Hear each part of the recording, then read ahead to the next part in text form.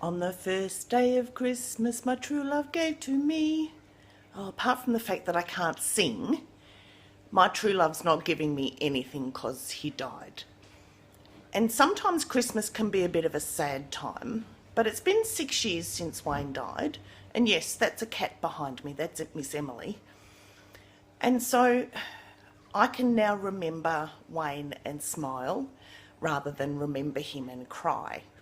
So Christmas to me is about making memories that make me smile, and every year I make things for my family, and this year is no different. This year I'm making soap. Now, I used to make soap years ago, and I used to render my own tallow and get the oils and the fats and things like that. And my son hated the smell, and I can remember him saying when he was about 7, "Oh, I'm going to make some more soap," and he goes, "Oh, Mummy, please don't." So there's heaps of soap channels on YouTube. Go and follow them. One of the fantastic ones that I follow is Royalty Soaps. They are just brilliant and funny, and we're going to give it a crack.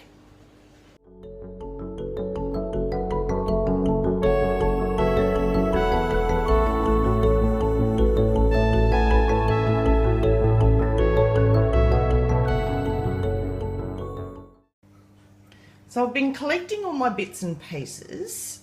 Here's Emily come to help. Have to be really careful with animals and small children because we're using caustic soda mixed in with distilled water. That's going to make our lye solution, and then to that we add our fats and oils, and it goes through a chemical process called saponification, and that turns it into soap. So you don't want any pockets of caustic soda left, that will burn people, and you don't want any pockets of fats and oils left because that will become rancid and spoil your soap.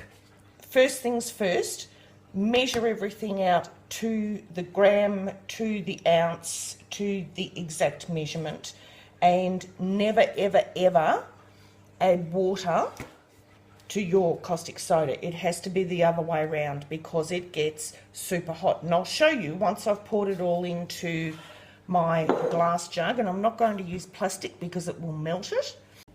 I have 194 grams of caustic soda, and I have 538 grams of distilled water.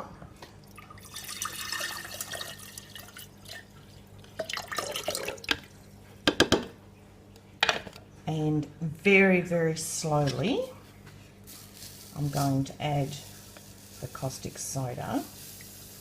So it's quite cloudy when it's first mixed and it goes clear. So I'm going to put my thermometer in, and that is at 70 degrees. I've taken it out and it's dropping down really quickly. So I'm going to put it outside. It does let off some fumes. So I just bought these micas from the internet, and I'm going to use 1/4 teaspoon of each dispersed in some oil. And these are my gorgeous Christmas colours. So just in with the oil. Now this is supposed to be a vibrant red, and hopefully this will look Christmassy once I've mixed them all together. And doesn't this look delicious? Okay, so I have my shea butter, I have my coconut oil, and I have my ethically sourced palm oil in amongst all my other oils. So my jojoba, my avocado, my almond oil. I'm going to put it in the microwave.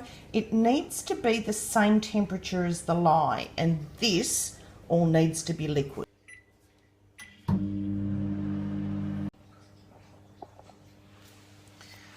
So I've got my lye water and I've got my oils. All of them are melted and all of them are about 38 degrees Celsius. I'll put the Fahrenheit in. So I'm going to pour the lye water onto the spatula so that it doesn't splash. So I'm just going to mix it gently, and then I'm going to put the stick blender in it.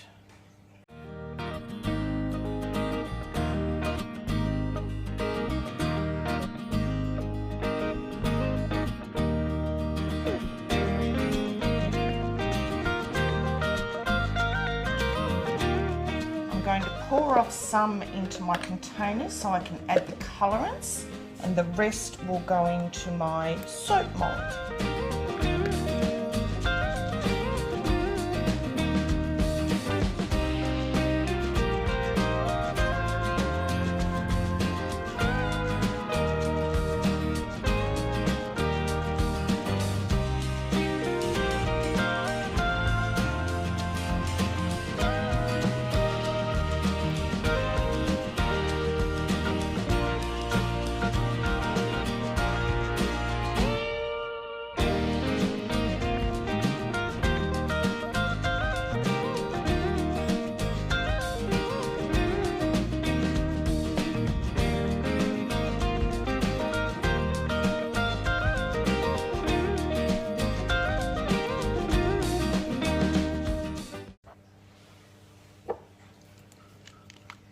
So we want 7 teaspoons of fragrance oil.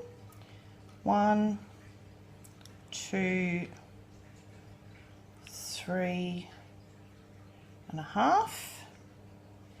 1, 2, 3 and a half.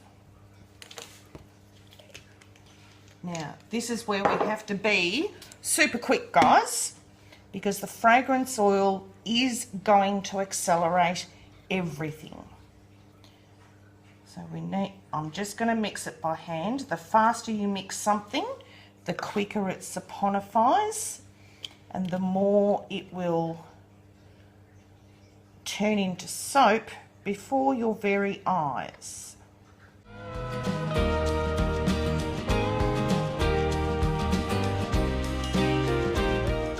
Into my other sauce bottle, because that's what we call it in Australia. We call it sauce. Tomato sauce, or if you're using the rhyming slang, it can be called dead horse. So from up high,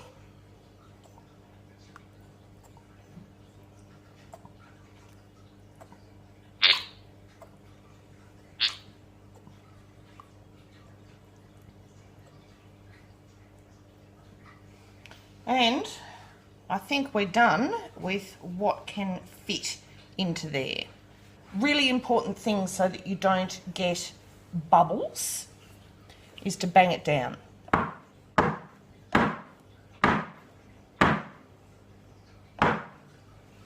that might be too full.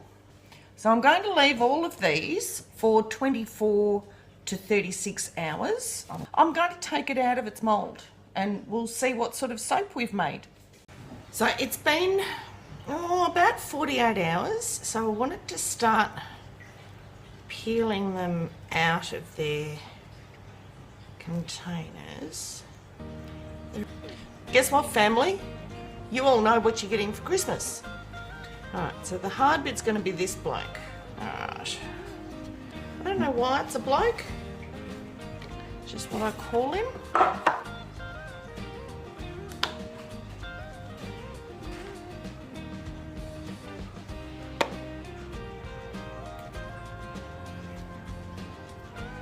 I've worked out how to do it. It's silicone, it's flexible. You just peel it back. Oh, now the green didn't go down very well. It's going to be interesting to see what it looks like when cutting it.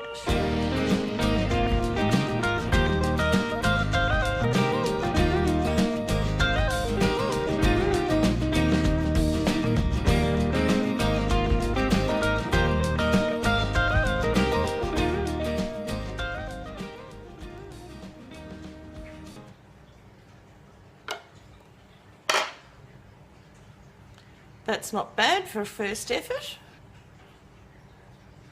Not bad at all. So this is my first effort back into making soap, and I don't think that's come out too badly.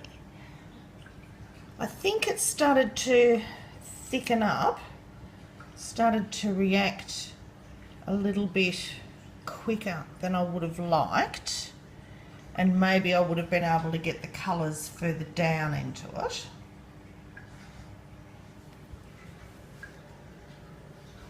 But I'm really happy with all of that. Now just to tidy them up, and I'll do that once they've been cured for 4 weeks, and then they're ready to package and give to people. Now this is just the joys of YouTube, so you can probably see I've got something boiling on the stove back there. That's got nothing to do with soap, and it's because I forgot to do an outro. So I hope you enjoyed my soap making. I will show you a bit closer to Christmas what they've all turned out like, and if you're enjoying the videos, please hit subscribe to join the village, hit the like button and share the love, and I'll see you in the next video. Might have something to do with that pot.